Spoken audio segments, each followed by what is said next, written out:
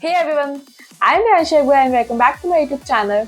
Having solved more than 700 lead code problems and having cleared interviews at companies like Amazon, Flipkart, and Siemens, there are things which I have learned which I want to share with you in this video to make your lead code journey much easier as mine. Now you might have various other questions like what language should you do, how many lead code questions should you do, which topic should be done. If you are doing a topic, then how many questions should you do in it? If you are solving by looking at the solution, then is it cheating? How to do revisions? And many such doubts will be solved in this video. And I will also share how would I use lead code if I need to start from scratch. So many students reach out to me with their questions who are just starting their lead code journey, or I would say their BTech journey. But first question comes to our mind is that why do I even need to do lead code? Can't I get job without doing lead code? Where the answer for this is yes. You can get a software engineer job without even doing lead code. There are various startups which don't ask lead code, who focuses on your development skills and hire you based on your development skills. But if your goal is to work on big tech companies, or I would say farm companies, then LeetCode is the best platform to prepare for their interviews. So yeah, LeetCode is required to crack a farm company, or I would say big tech companies. Now the most asked question is that which programming language should I use?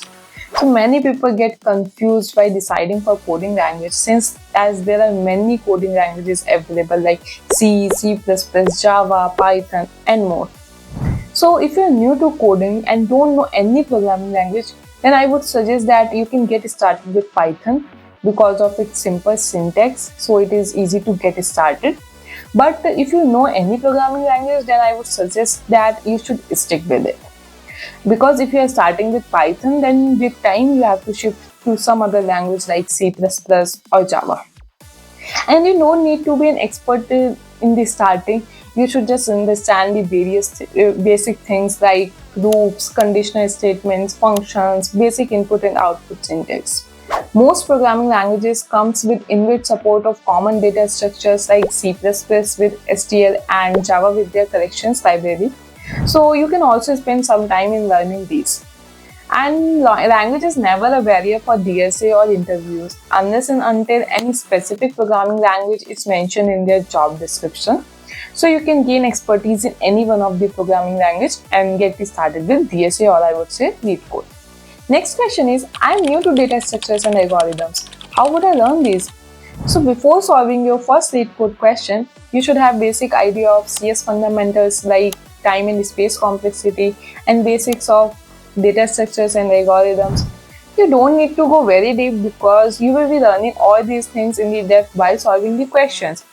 But you should have basic idea before starting. Like you should know how to calculate the time and space complexity using big O notation, and you should have idea of data structures like arrays, strings, hash map, linked list, queue, stacks, trees, and algorithms like searching and sorting.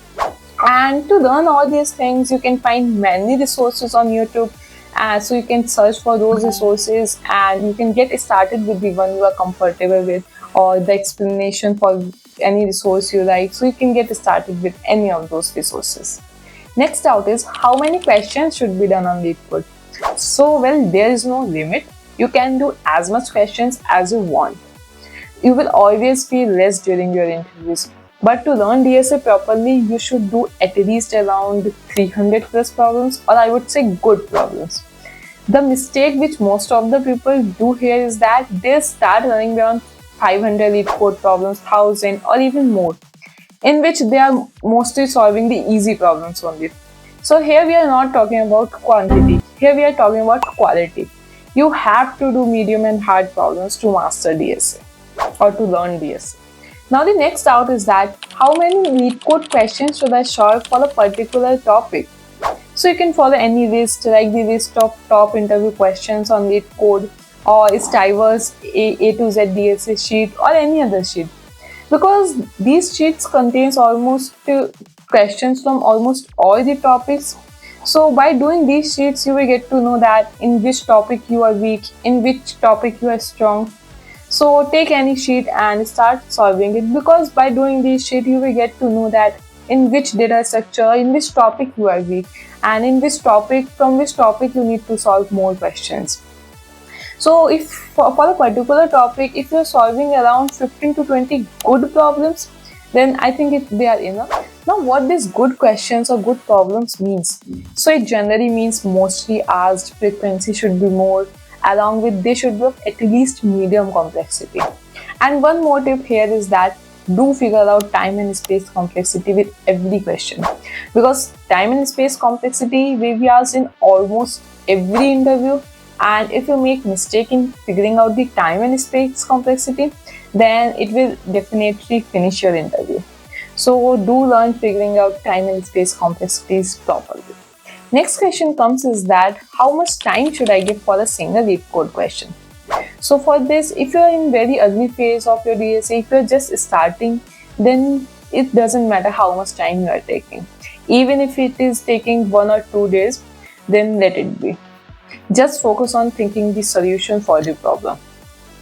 Now if you have solved around some 80 to 100 problems and have basic idea of data structures and algorithms, so now start timing your questions. Now how much time to spend on a single question is very much important, because most of the coding interviews are of 45 to 60 minutes only, not more than that. So start giving that much time to your questions.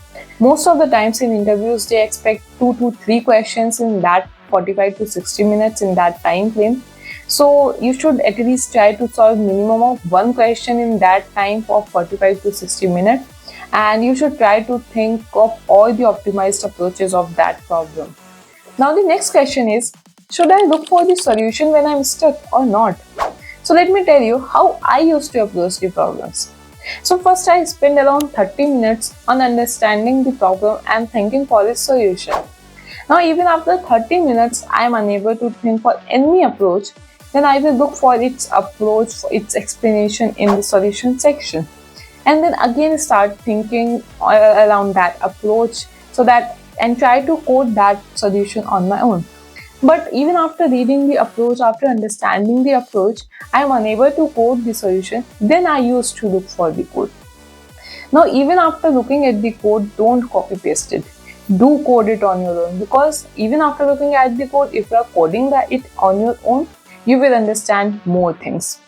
And after solving the question, do look for other approaches in the discussion section, because it will increase your thinking capabilities, and you will get to know that how we can solve a single question with multiple and optimized approaches.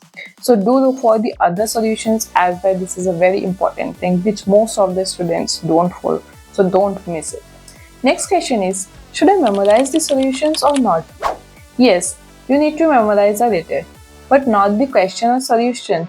You need to recognize the patterns. You need to recognize the patterns, that which pattern will be applied, which pattern use which kind of data structures. You don't need to memorize any kind of particular question or solution.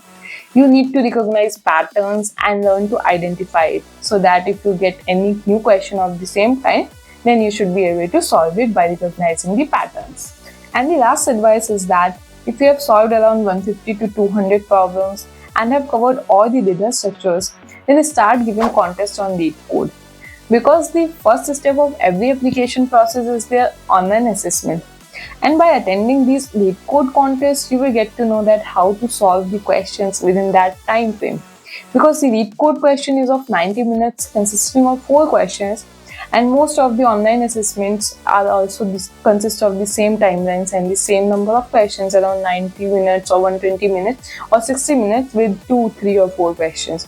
So LeetCode contests help a lot in these things. So do start attending the LeetCode contest as well. So yeah, that's all for this video. I hope you have got some good idea on how to get started with LeetCode. In this video, we have covered almost all the questions which a newbie can have by getting started with LeetCode.